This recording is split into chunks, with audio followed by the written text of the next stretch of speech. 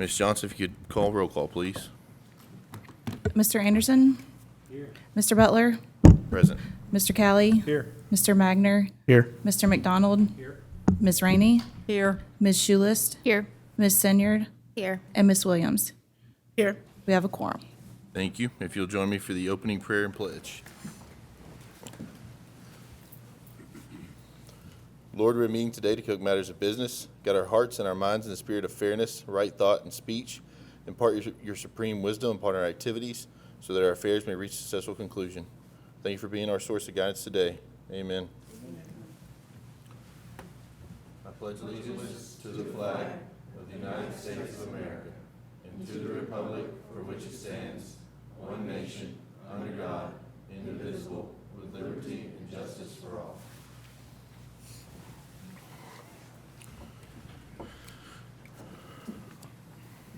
All right, we'll move to approval of the agenda.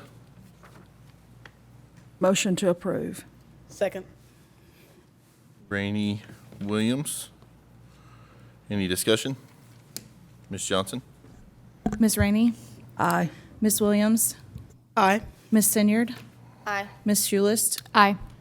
Mr. McDonald? Aye. Mr. Magner? Aye.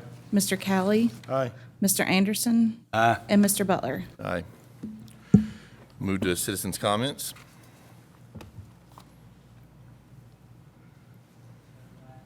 Thank you, sir. Approval of the minutes from the September 13th, 2022 regular meeting. Make a motion to approve. Second. Callie, McDonald. Any additional discussion, questions? Ms. Johnson? Mr. Callie? Aye. Mr. McDonald? Aye. Mr. Magner? Aye. Ms. Rainey? Aye. Ms. Schulist? Aye. Ms. Senyard? Aye. Ms. Williams? Aye. Mr. Anderson? Aye. And Mr. Butler? Aye. We'll move to new business. Item 1, PC Resolution PC 6122, Final Plat, Toddy, Highway 96, 9.96 acres, Map 21, parcels 23.07 and 23.08, current zoning RS40 residential, property owner Walter Toddy. Staff comments? So tonight, staff comments for PC 61-22. A final plat has been submitted to the city for request for final plat approval for the combination and subdivision of two lots, including right-of-way dedication and easements at the intersection of 96 and Northwest Highway. Purpose of the lot subdivision is to create 3 lots to facilitate the necessary property easements and right-of-way for the proposed city's future alignment and intersection improvements at 96 and Northwest Highway. Letter of intent is to combine and subdivide the 2 lots, dedicating right-of-way and easements along 96 at Northwest Highway. Conditions of approval are valid for 1 year. The final plat shall be valid for 1 year from the date of planning commission approval. Any modification to the approved plat shall be submitted to the city for review and may result in planning commission reconsideration. Thank you, sir. Mr. Blackburn, I can barely hear you when you talk. That's okay. Anything additional? Any questions? Any? Yes, Mr. Butler, members of the commission, what you see on the 3.2 acres will become city property. The city is currently engaged the property owner to purchase that 3.23 acres, thereabouts. What we'll do, you see the Northwest Highway as you're looking at this toward the end or toward the east, a little dogleg to the left. That's Northwest Highway as it exists today. There's a point that comes down and points almost to the little curve in Northwest Highway right there. We're going to straighten Northwest Highway, get rid of the dogleg there. The city will purchase that property. We will straighten the dogleg and then vacate that right-of-way. So the intersection to Northwest and Highway 96 will then be a squared intersection. We will then work with the state to signalize that intersection. There'll be turn lanes and a new signal at Northwest Highway and 96. The small bridge that exists today will be removed, and that will be a 3-lane box culvert. For a widening project that's going to be the entirety of Northwest Highway, or at least from Northwest to Donald Wilson Drive. The larger component of the 3.23 acres is reserved for City Fairview Fire Station number 2. As we sit here tonight, it appears that we will be able to select architects for that project in the spring of 2024, which is about 2 years away, with anticipation that we will be under construction for the new fire station in the spring of 2025. This will also be a part of the entire widening project, again, for Northwest Highway to Donna Wilson Drive, as we know it today. So while this appears to be just a small subdivision and a realignment of property, this is a major step forward for the city of Fairview for our infrastructure and our public safety services. Thank you, sir. Motion we approve. Second. Tenured Callie. Additional questions or comments? Ms. Johnson? Ms. Senyard? Aye. Mr. Kelly? Aye. Ms. Williams? Aye. Ms. Schulist? Aye. Ms. Rainey? Aye. Mr. McDonald? Aye. Mr. Magner? Aye. Mr. Anderson? Aye. And Mr. Butler. Aye. Thank you very much. Thank you. New business item 2, PC Resolution PC 62-22, Residential Site Plan Hatcher Heights Project, 25 residential lots on 15.68 acres, map 22, parcels 17 and 18, current zoning RS 15 residential, property owner Gene Hatcher.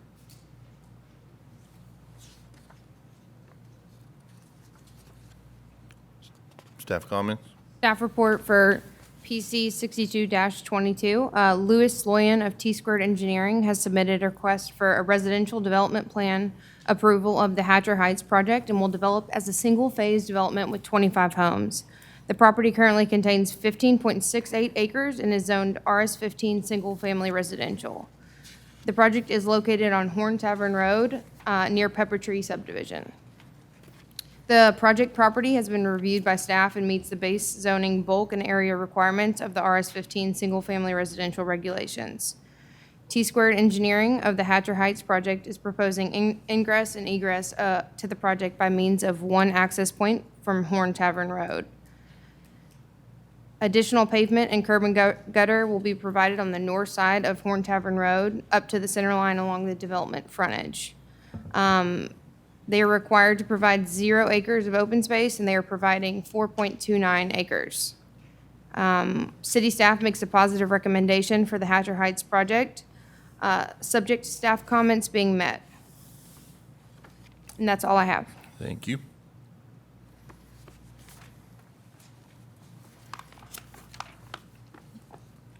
Motion to approve. Motion for approval, Senyard. Is there a second? Aye, second. Anderson, second. Any questions or discussion? I have a question and discussion. Prior to coming to the board, I realized that we are preparing for the 2040 expansion plan in the city of Fairview. And I know that we've approved, prior to my appointment and currently, plenty of projects for residential expansions. Are we in a place where we're looking at properties for either new schools, either elementary or middle schools in the future? Mr. Butler, I'll answer that. We met a little over a year ago now. We had a joint meeting with the school board representatives, the planning or the board of commissioners, kind of as a roundtable discussion for that. Obviously, the schools are managed by Williamson County or Williamson County Schools themselves.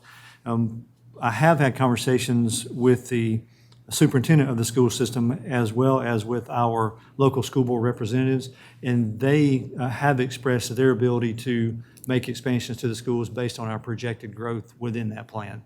They have not expressed anything to us that would suggest that any growth or anticipated growth that we had would hamper their plans that currently exist for those expansions. The primary expansions were on the footprint of the middle school. As it exists, there's capacity in the high school itself. There was some discussion about expansions in the middle school, but that was described to us to be about 5 years away. Both elementary schools appear to have capacity, and there was a remodeling of Fairview Elementary School that took place 2 years ago that added some additional footprint space in there. So their description to us has been that the schools are adequate based on our adoption of the plan. So future projections from now to then, we've already are in the process of planning or be planned for that? Those are included in the plan. They also get every time we approve a subdivision, obviously that plat goes to Williamson County. Williamson County schools get those plats. Then they plug those into their growth model. They know about how many students and parents go for each one. And they've told us that they're about 5 years ahead on those projections. Now, obviously, when subdivisions come through the city, they can take several years to actually materialize. If this were to pass today and if all things were to go as fast as they could, you're probably on a fast track model 2 years away from these homes being complete, people living in them. That gives the schools plenty of time to go through and forecast those and make sure they budgeted for those growth needs. Thank you, I appreciate that. Yes, ma'am. And Williams County Schools does have a 5-year capital projects plan that Fairview made the list on last year for an elementary school projection in 5 years. And then they list new capacity. The new numbers just came out. I think our elementary schools are both around like 70% capacity. The middle school was mid-70s, and I think the high school was high 70s or so. Any additional discussion or questions? Ms. Johnson? Ms. Sinyard? Aye. Mr. Anderson? Aye. Mr. Kelly? Aye. Mr. Magner? Aye. Mr. McDonald? Aye. Ms. Rainey? Aye. Ms. Schulist? Aye. Ms. Williams? Aye. And Mr. Butler? Aye. Thank you. New business item 3, PC Resolution PC 63-22, non-residential site plan, Family Advantage Credit Union, 0.89 acres, map 42, parcel 168.10, property owner, Family Advantage Federal Credit Union. Staff comments. Staff comments for PC 63-22.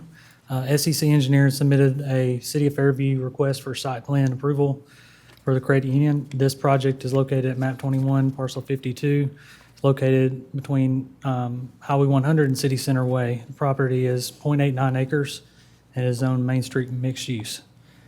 The property's been reviewed by staff and meets the base zoning bulk and area requirements for the MSMU zoning bulk regulations, apart from the request of a variance that's listed in the staff comments, and then one more that is not, that I'm asked to be added tonight. One of them, the first is from the Design Review Manual, Section 2-104, Architectural Character.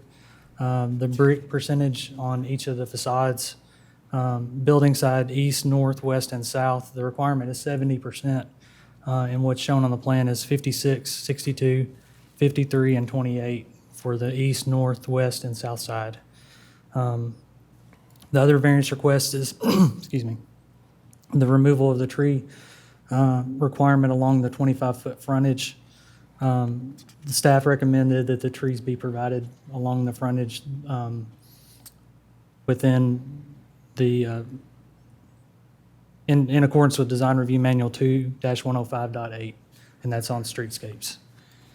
The Family Advantage Credit Union is proposing egress to the project by means of one access easement through the adjacent parcel, which is the Hardee's to the west. SEC wasn't required to provide a traffic impact study, as the site doesn't meet the requirements relative to that versus peak hour or daily traffic. They're proposing 12 total parking spaces. Plan sheets have been provided showing location, dimension, design of all roadways, entrances, sidewalks, parking areas, access, and pertinent surface items, and meet the requirements of those. Conditions of approval, as I mentioned, the first one was the variance request for the trees, the variance request for the brick percentage, removal of the one-way access drive that you see along the north side of the site. Originally, that was shown as being a connector street to Vivard Lane. I believe it's shaded on there. Staff recommended that area that's being proposed to be constructed not be shown, and it be grassed or some other material other than pavement. And then approval of the variance for the architectural character, like I said, with the brick. All remain as staff comments to be addressed and approved prior to pre-construction meeting. Plan set must be approved by all utility providers prior to pre-construction meeting. Provide documentation of all applicable state and federal permits prior to pre-con. And approval of the development plans are valid for 1 year from the date of planning commission approval. Any modification shall be submitted to the city for review and may result in additional planning commission reconsideration. Thank you, sir.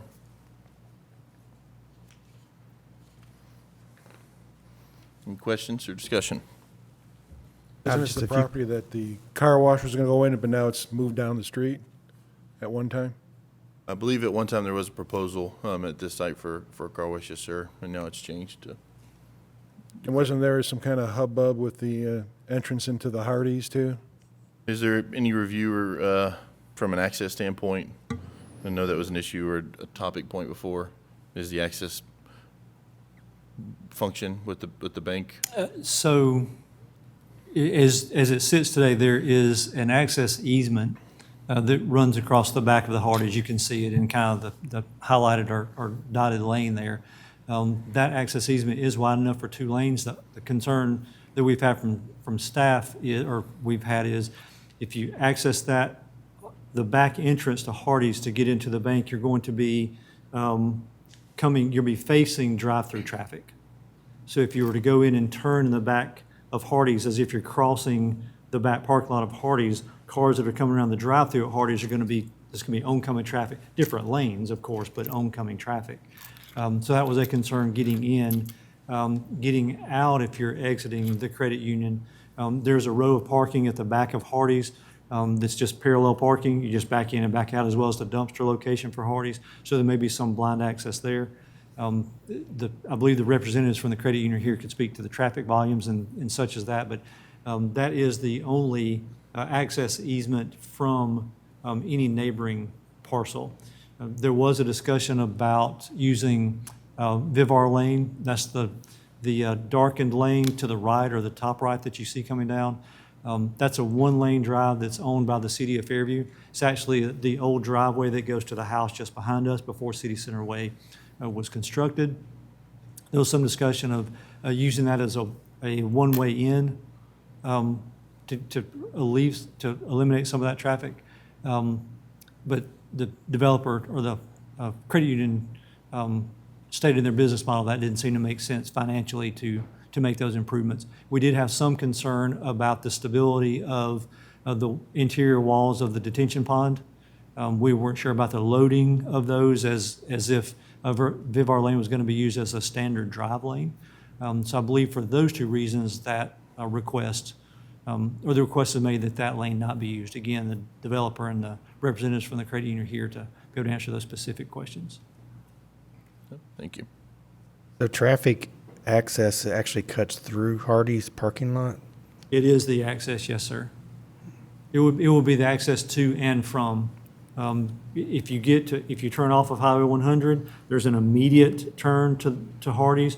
If you go to the second, there's actually a dedicated easement that takes you from the second entrance to Hardee's across the back of Hardee's parking lot onto this property.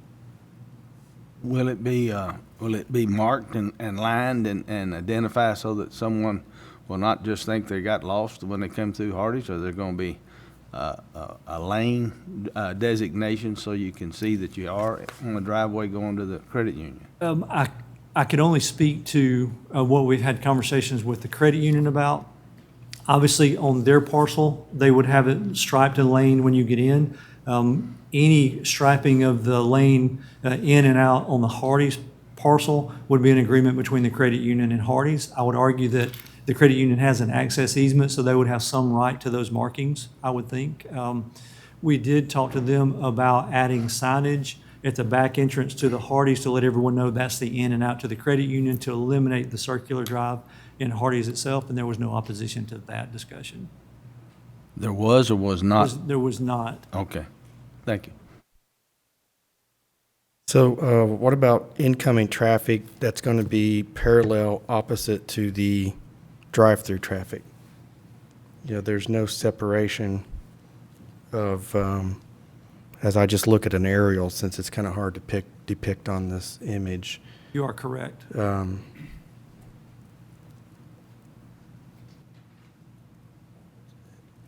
To piggyback off that would, in my mind, you have the drive-through traffic, which is going to be head-on to anything coming in, but anyone leaving that was, say, eating inside is driving on the outside of the drive-through lane, which then makes that area even narrower. And if there was someone that was coming in, I don't know, that seems problematic. This is a challenging site. we've looked at this thing staff-wise. I believe this is maybe the fifth proposed development we've seen come through on this site internally before it got to this point. I wish we could go back in time and redo some of this, because I think if we were looking at it through today's lens, we wouldn't include that access easement as it is. My preference would have been that we could move the detention pond further up on Highway 100 and access these two parcels in that way, but we can't. But the single cross access through the Hardee's parking lot is problematic. Again, they have the easement, but the traffic flow in the parking lot is going to be a concern, as well as the exit traffic when if you're leaving the credit union and trying to take a left to get out there, because you're also head on at that intersection, so to speak, with the Publix parking lot access as well. That was one of my concerns when I first just like glanced at it, was the 3 lanes, not knowing if the other person's exiting and then turning, and then you've got someone coming in. There's a couple places, like I think of like Sonic on 100 up in Bellevue, where that kind of happens, and I see almost wrecks happen all the time, and it doesn't even have to be busy. It just has to be 2 cars not paying attention, someone reaching for a phone.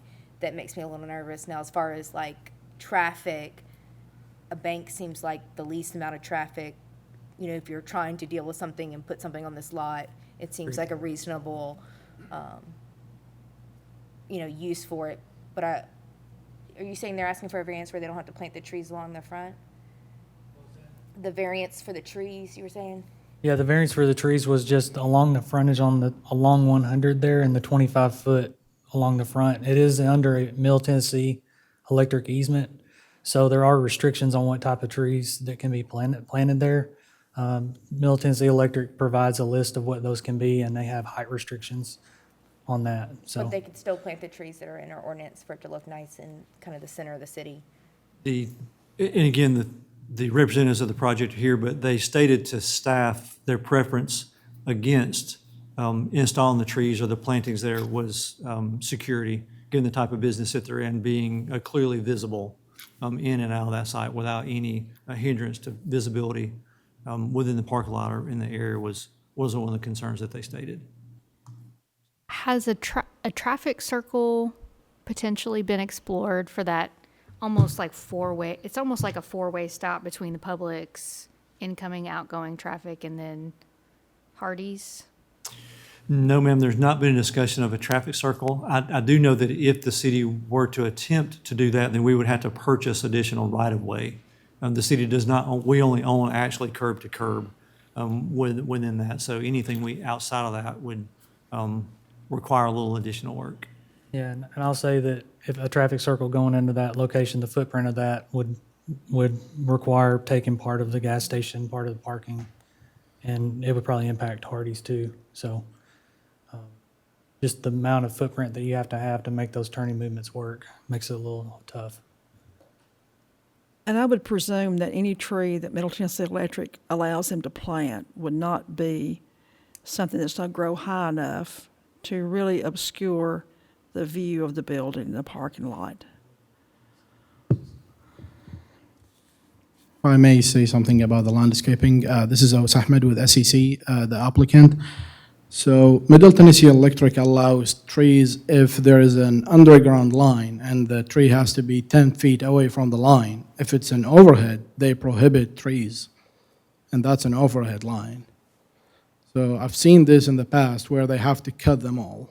So in order for us to make up the trees, we would have to plant them somewhere else, and the site is already compacted. We maxed out all the numbers of trees around all 3 parameters. Aren't there low-growing trees that Middle Tennessee Electric allows you to plant and not cut down? Not that I have seen. Sorry. There's existing trees in front of the adjacent gas station as well right now in that same easement. And I know that there are understory trees that you can plant that Middle Tennessee Electric allows. I can go and look back, but I've seen refusal from MTE during the past year where they say no trees in their overhead easement. Underground, yes, they allow it, but not if it's overhead. But we can work with them and see if we can do that.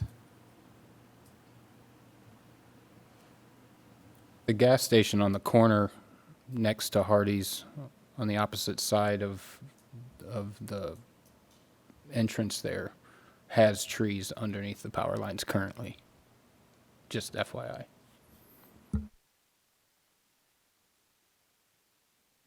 I mean, if they allow the trees, we are more than happy to put the trees.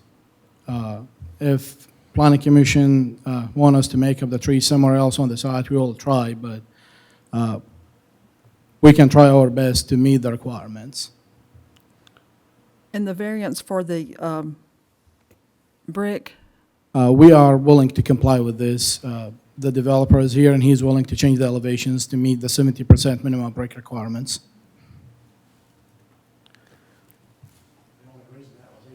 Brought up originally was that just to give some, part of it's brick, but part of it's stone. So it's not like we're going to a siding or something, we're just trying to architecturally break it up. There's one note, I think with the stone or the masonry stone, it does capture the 70%, so brick and stone is 70% of each side. Yes, combined they are. So with that, and they're agreeing to plant the trees, if we just eliminate that variant for trees, then that would be their responsibility to work something out with Middle Tennessee Electric, and then whatever they decide is what it be. So we don't have to agree on any kind of variant for trees, correct? so do you have a thought about the traffic flow? I'm going to let the developer speak about it. They're more knowledgeable about their site. Well, initially, we tried a right in off of 100. PDOT wouldn't allow that. And frankly, in our business, the credit union business and the banking business, drive-in traffic has so decreased after COVID. Everyone's using their phone. And, you know, the reality of it is after 9 o'clock at a Hardee's, there's not a lot of traffic. And our traffic starts about 9 o'clock. So we're not jumping up and down about having to come through the lot. And we understand we got to talk to Hardee's about some signage, some striping, and work through all that. And we're willing to pay for that. But we have to have their permission to be on their property doing these things. But, you know, frankly, that's how the property was sold with that easement. Right now, that's our only option. With removing that easement that they're asking for the, what I guess would have been a connection to City Center or something over there, does that give you some availability, like move the parking spots back or give you a little bit extra wiggle room? Because like right now, it looks like if you're trying to circle the building and people are parked, it's going to be very challenging to get through.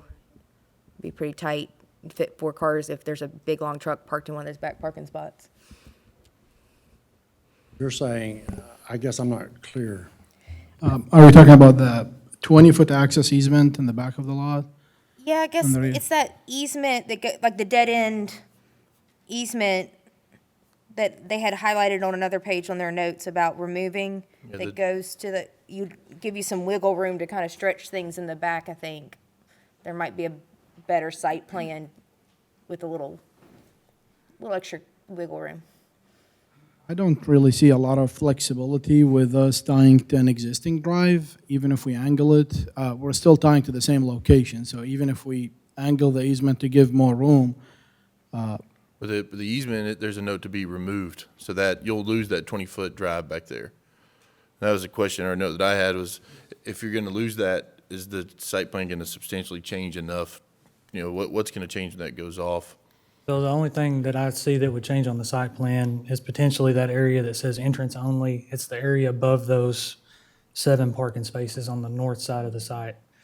That area is shown as being paved and curbed and have it sloped to where it'll drain out.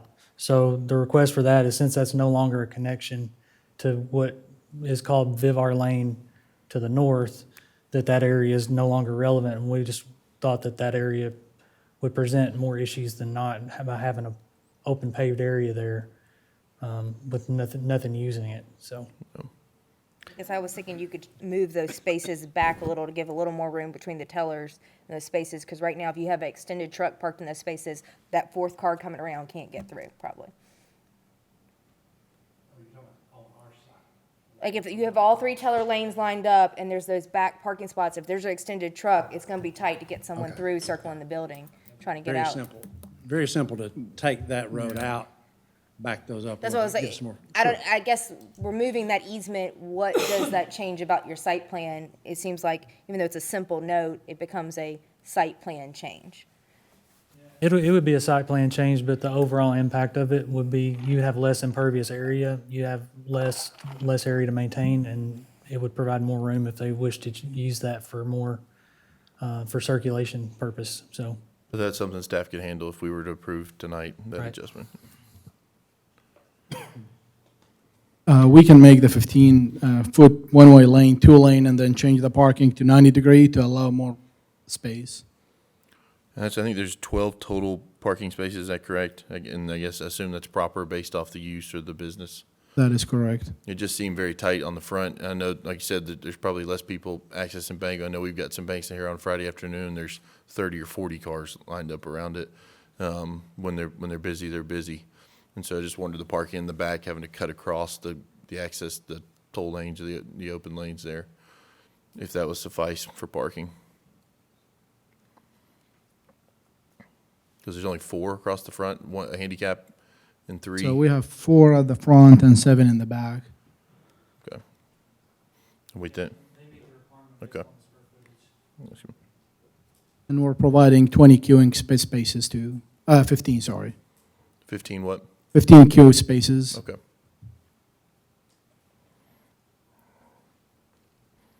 I'm curious if this moves forward as planned with the entrance and exit through Hardee's parking lot the way that it's designed currently. If it became an issue in the future, would there be any liability to the city as far as approving this and allowing it to move forward, or would it just come down to the 2 property owners? Well, along that line, it sounds like Hardee's kind of might have the upper hand in how they allow access, even though there's an easement. My additional question is that, Hardee's will have a delivery semi-truck park on their northern parking spaces. When they do that, it blocks at least one of the drive lanes. So if there's a delivery truck that has to access Hardee's, and this side is limited to only one access point, what happens if a fire truck needs to come through, or there's a delivery truck in Hardee's?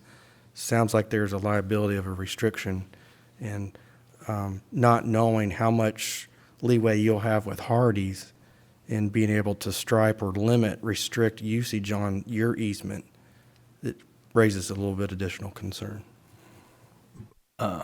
You have an easement, so therefore you own half of that right-of-way.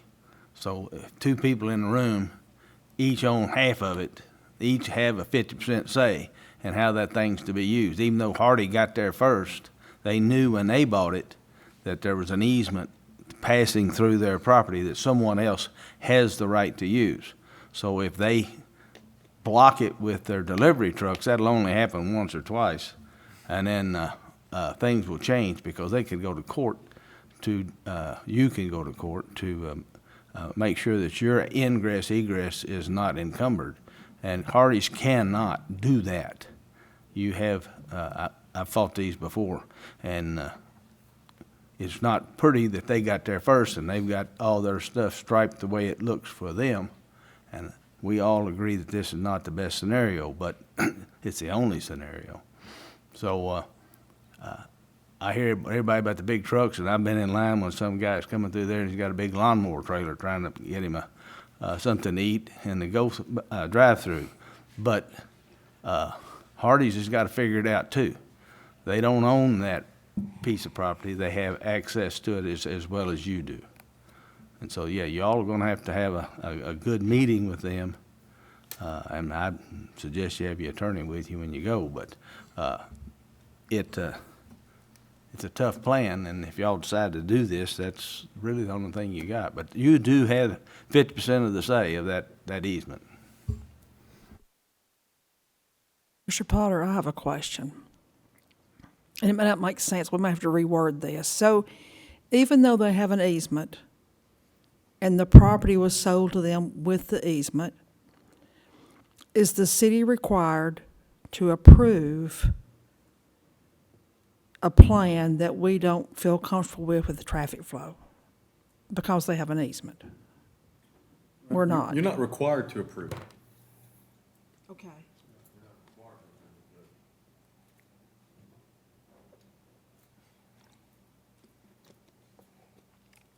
What's the but?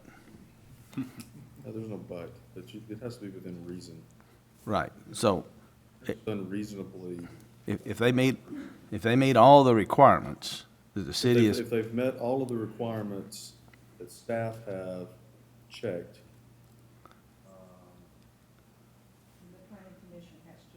My advice would be that you approve it. Thank you. I think Emily made a good point earlier too, is if of anything that's gonna have use, this is a good use that's gonna have hopefully less traffic impact. Yeah, I kind of stand by that, but I do also feel unsure about their use on the actual site at this point. I'm okay with their architectural variants. I like the elevations. I think they're cute, kind of rural. I would like to see the trees planted, but I think I'd like to see it redrawn with the easement and see, even if it means like 2 teller pull-throughs, if they really are at a reduced rate. I've seen that wreck happen every day. I pull Pyatt when they happen over there on 100, and I've seen a couple other places. It just makes me nervous when someone gets ready to go and they put everything in their wall and they just pull out and you're turning across 3 lanes. Whether it's kind of rearranging the bump out to be further back where there's more space to pull forward and see, or more space. I can see on a Friday at 4 o'clock, people not being able to get around that building because here in Fairview, people cash actual checks.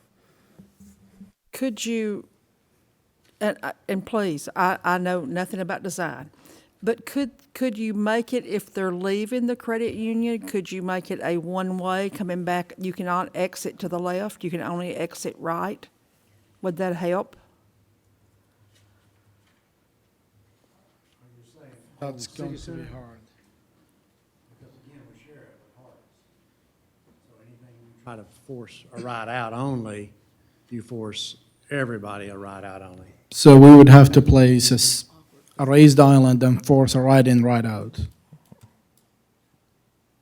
I'm sorry, repeat that. So you would have to place an island in the middle of the drive to force Okay. drivers to turn right, a concrete raised island.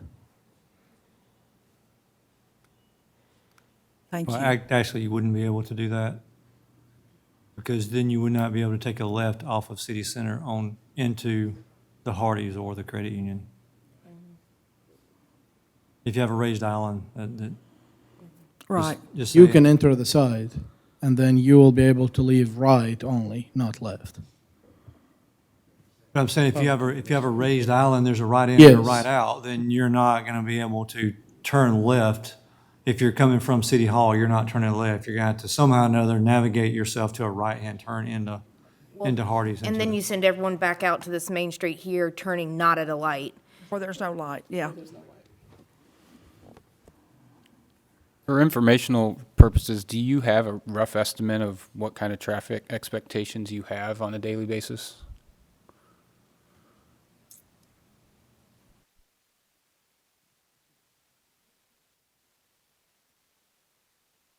John is the president of the credit union, so. Roughly, we've planned for roughly between 75 and 100 members per day, if that. Most of that traffic will be after hours using the ATM machine because we'll have deposits there. People can do their work not during the hours, but have full 24/7 access to it. So roughly that's, and then we envision everybody doing everything on their phone. So that's why footprint is small. That's why us branching out is small, not big. With those numbers, do you need 3 places to pull through? Possibly not, because one, I think on the one side of the building will be an ATM and then 2 lanes, or 1 lane. Yes. 2 lanes. Right. So that outside lane The bypass. it can be nothing there. So no ATM on the third lane, the second lane? No, would it'll be, ATM. it'll be on the wall of the, Okay. on the inside. Okay. That way, they have a roof over their head when it rains. Okay. And then how do people traverse from the building, since there's 4 standard spaces and 1 accessible up front? How do you get to the back 7 spaces if for any reason there's, 6 people that need, to park? Is there ability to provide a sidewalk and a crosswalk to get back to those spaces? Well, we could cross-hatch it or whatever, but the reality is, in these days, 4 spaces for a lobby of a credit union is probably 3 more than you're ever going to need at one time. It's just how things are. We've seen it go just completely the other way. Used to, you had all kinds of tellers and all kinds of, and that's just not the way it is. Now, and if I can say one more thing about the Hardys, now, we're more than happy to meet with Hardys, get a plan together, put it, and then bring it back to the staff, as long as we don't have to go to the planning commission again because we're on a tight schedule. We'd like to go ahead and get started, but we'll do what you ask. Are those back parking spaces intended for employee parking? Employees. Yeah.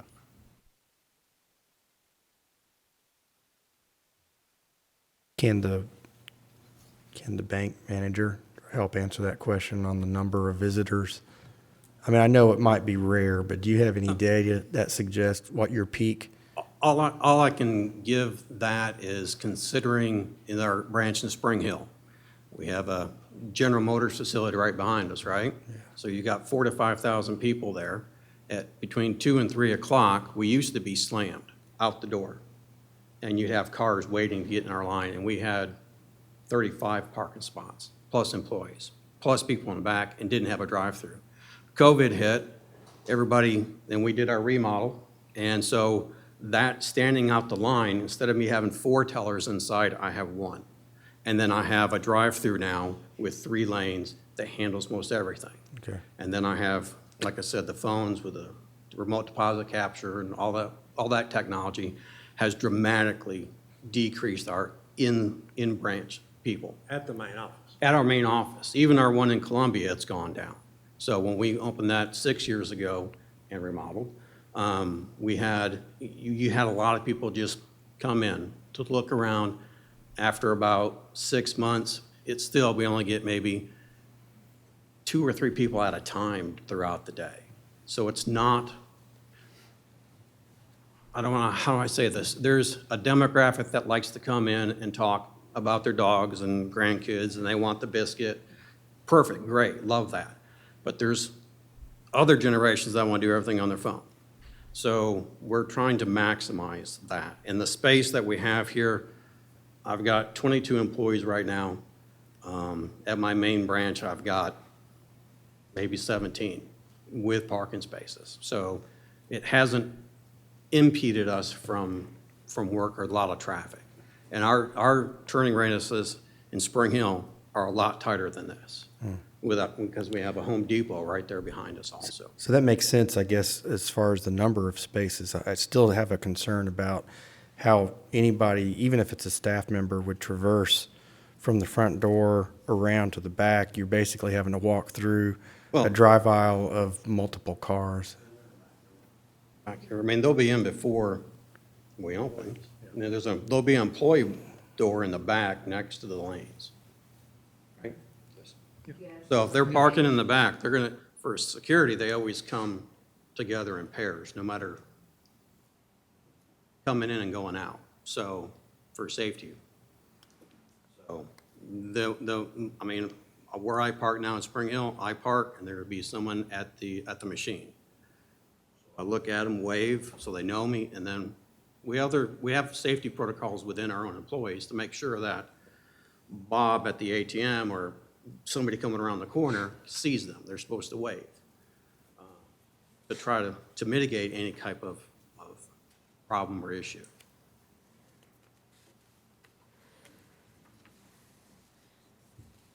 Any additional discussion or questions? Would anyone like to make a motion? I'd like to make a motion that we approve, subject to Second. the removal of the 2 variants for the trees and the I'll s- architecture. Was there a second already made? I'll second the motion. He clarified that it was removal of the two Removal, of yes. both variances. Correct. So the motion on the floor is removal, approval with removal of the 2 variances, so they would not be granted the variance with the stone, and they would not be granted the variance to not plant the trees, correct? That's your intent? Correct. Okay. And then just a question, how do we understand the follow-up discussion with the staff concerning approval of easement access? Is that just something that we rely on the staff review? Staff be able to capture final approvals in connection through the easement and striping and the removal of that back 20-foot thing? Yes, sir, that shouldn't be an issue. May I offer a suggestion regarding the resolution or the approval itself? Yes, In the sir. language of that, if the motion is to approve, my suggestion will be move to approve the site plan and deny the variance request. That's good. Rather than remove, just approve the site plan and deny the variance request. I'd like to make a motion that we approve the site plan and remove the variant requests. May I ask a question? Yes, sir. So what if MTE says no for trees in their easement? I think you'll work with our staff to find a resolution. The two new projects next door have some trees and some shrubs, a variance of different things. I think there can be some resolve there. Clarify one thing on the stone and the brick, because does it not read stone or brick, or is it just brick? So you want us to brick the entire building? 70% brick is the way it reads. Okay. So we take the stone out, okay. That's correct. Yeah, masonry is actually separated into a different section. So brick is specifically stated as by itself. And so Mr. Anderson verified or re-solidified his motion. Mayor, is there a second still on that?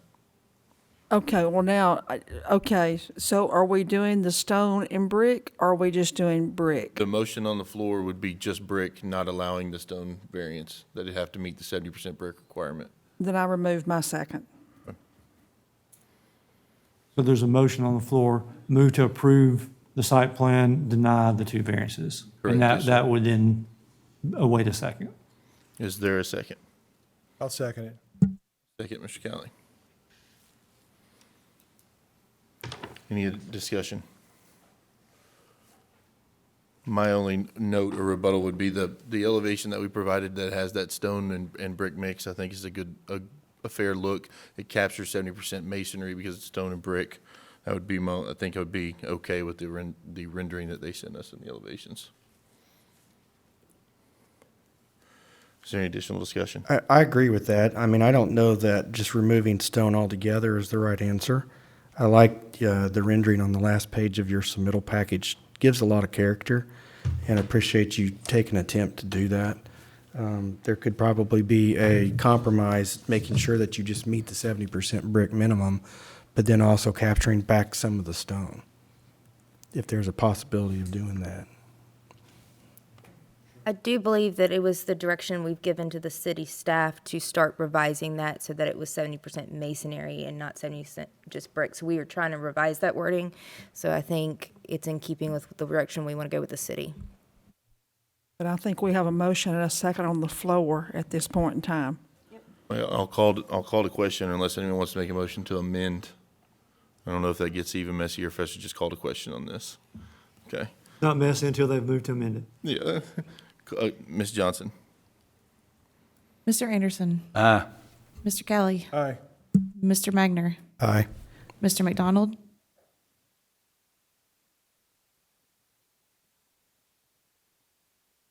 Clear something. If we vote no on this, we could then put it back on the table to motion to put it as they have sent the renderings, correct? Correct. Yes, sir. No. Ms. Rainey. No. Ms. Schulist. Aye. Ms. Sinyard. Nay. Ms. Williams, No. and Mr. Butler. Nay. Motion failed to carry. The motion failed to carry. Would anyone like to make a new motion? I would like to make a new motion that we approve the plan, we deny the tree variance, and so that's all I That's did. it, that's Yeah. it, yep. A motion to approve the plan as seen with staff comments, removing the tree variance. Is there a second? Second. Donald, Rainey McDonald, is there any additional questions or discussion? Ms. Johnson? Ms. Rainey, Aye. Mr. McDonald, Aye. Mr. Magner, Aye. Mr. Callie, Aye. Mr. Anderson, Aye. Ms. Schulist, Aye. Ms. Senyard, Nay. Ms. Williams, No. and Mr. Butler. Aye. Motion carries. Thank you. Thank you, guys. Bonds and letters of credit, no items on discussion for that tonight. We'll go to reports for discussion and information. City planning staff. Ms. Todd, do you have anything? Oh, I guess that's me We'll put you tonight. on that tonight, yeah. We'd just like to congratulate Micah Sullivan. He got married this week. We're all really excited for him. In work news, we do have a zoning ordinance update coming soon. We don't have a schedule on that yet. I'm sure Mr. Collins can kind of talk more about that. But that will be coming before you pretty soon. And also Go Vols, that's all I have. December 13th, is that what you said? Is that date that you put for the, like a 12 to 6 workshop or something? I'm sorry, Mr. Butler, I'm still lost at the Go Balls. It's, if anybody has an aspirin, I'll be glad to answer your question after I follow it.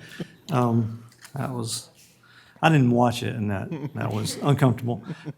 Yes, sir, a couple things for you on the zoning ordinance. I can't oversell Ms. Toddy's work on the zoning ordinance. We've been working on this for some time. As you're aware, we've had the conversations over the last 18 months or so. We started this process with the belief that we could amend or remedy a few sections of the ordinance, kind of move our way through and make the thing work. And as I've described some of the things we do before here, a lot of our ordinance, particularly zoning, subdivision regulations, were open a box and find two more boxes. It just continued.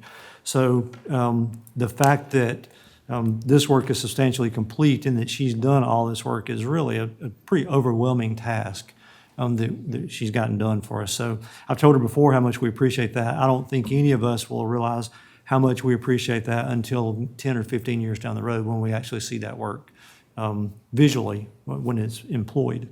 With that, I sent an email to all of you, and I'll submit or send a follow-up email.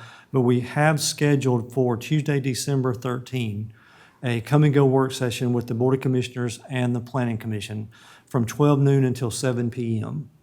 And that will be a true come-and-go work session. The schedule right now has that we will distribute the draft of the entire zoning ordinance to the Planning Commission and the Board of Commissioners on November 22nd. That would give all members of both commissions a couple of weeks to read over that. When you receive that document, you'll receive the full document, but you'll also receive a 3-page document behind that highlights most of the most substantial changes, things to look for.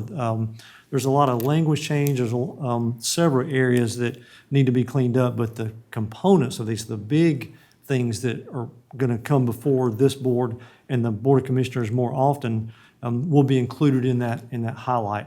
I'll suggest that everyone kind of read through that, come prepared with any questions that you may have. Once we talk through those things, there'll be a period of time where you can submit those questions in writing. We can get those answers back out to everyone, make sure we're not missing anything through the process. The question and answer deadline for that would be February 20. So there'll be some time to be able to work through that. The goal is when this gets approved, that it's ready to go. Again, I'll get the schedule out for all of these things. But looking at the work, looking at where we were and looking at this document, they are polar opposites. This is a huge leap forward for us. So The idea that Fairview will be this far ahead from where we were just 2 years ago is pretty incredible. So that'll be nice work for us. So again, if there are any questions when we send that information out, please feel free to email back. We'll likely include an email string or questions to all be directed to one email, likely Sarah, Ms. Toddy, so we can kind of follow up with those and make sure that we have a way to kind of put those in a box, separate, and make sure we get those answered. So it's going to be a lot of work. It's going to be about 90 days of a lot of reading and a lot of work, but 20 years worth of result from it. So we look forward to that. Lastly, I have for you, there are sections within our zoning, some of which the language just don't really make sense unless you're in the business all the time. We've had some debate back and forth about one particular piece of language. There's a developer locally who's asked about townhome section widths, lot widths, all that comes with that, some definitions of those. That language is cleared up with the zoning ordinance. It's kind of a small example of the total hundreds of pages of documents, but nothing in this has been forgotten. It's just a process of what it is. So again, we'll highlight those. If you have any questions, let us know. We'll look forward to kind of getting this cleaned up. This will be the last piece of the puzzle for the comprehensive plan. Comprehensive plan has been adopted. We're ready to employ it.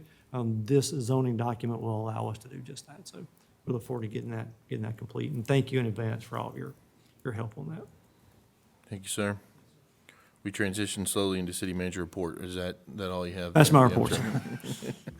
City engineer, Mr. Blackburn. So following on that, with as Scott mentioned, having the major thoroughfare plan, or having the 2040 thoroughfare plan. plan's done too? The next big piece is the major thoroughfare plan that is another component of bringing to life the roadway piece and the infrastructure piece of the new zoning. So now that is put together, that's going to help set the framework. Next step for us in engineering is putting together the standard drawings, and then beyond that will be technical street standards. So we'll have a full section of that will then comply with that. So the first piece was getting the zoning all set.